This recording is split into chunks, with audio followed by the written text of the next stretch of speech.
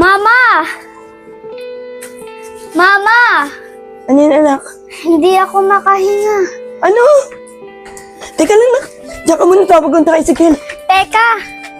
It's a prank! Ama, pinaprank lang po kita. Ito po, yung camera. Ano ba yan, nak? Kala ko totoo na. Sa susunod nga, wag mo nang ulitin yan. Ano ba yan, Mama? It's a prank nga eh. Ganun kasi ginagawa ng mga vlogger. Ewan ko sa'yo, nak. Sino kaya ang susunod kong i-prank? Alam ko na. Si Tarsito. Kasi sa isis, hindi na tayo pumunta dun. Wala rin pala tayo na pala eh. O, Tarsito. Erika, dito muna kayo May pag-uusapan lang kami ni Dayan, ha? Tarsito, tignan mo to. Na-prank ko mama mo. Patingin nga. Walang hiya ka? Pati mama ko, pinaprank mo. Kaya mag-ingat ka, baka ma-prank din kita. Ay naku, Erika, di mo ko mapaprank. Parehas tayong content creator. Sigurado ka. Talaga? Subukan natin. Tara, Sito, tara na, umuwi na tayo.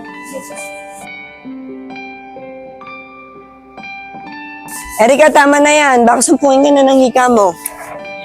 Hindi ka na. Mamaya pa nga eh. Kasi baka mamaya, sumpuin ka ng hika mo. Ma!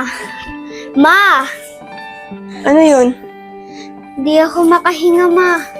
Ayan na nga pa sinasabi ko sa iyo Ayoko na naglalaro ko sa labas eh. Teka nga, tatawagin ko nga muna si Dayan. Ako, hindi ko pa naman alam yung hospital dito. Oh, Trisha, bakit? Sis, baka naman pwede mo kami matulungan. Kasi yung anak ko, simpong na naman ang hika eh. Hindi ko pa naman alam kung saan yung hospital dito.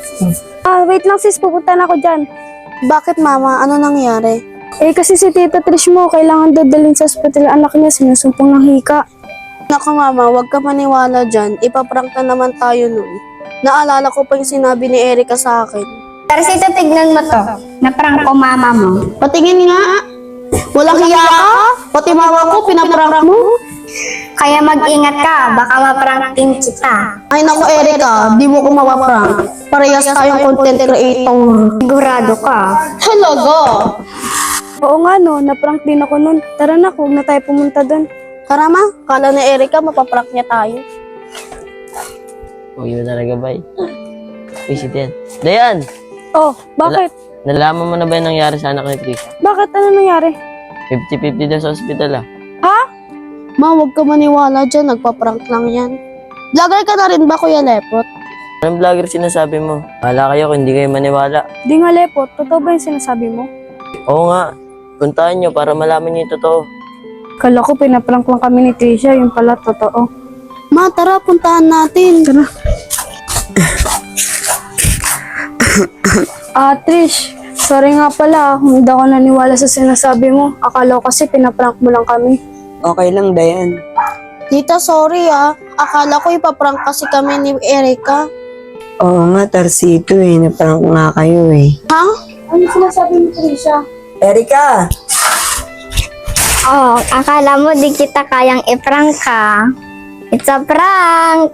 Punyeta ka? Akala ko totoo na. Ulit mo, Erika. Paano niyo pala nagawa yun? Kasi yung anak ko kinausap ako. May prank daw kayo.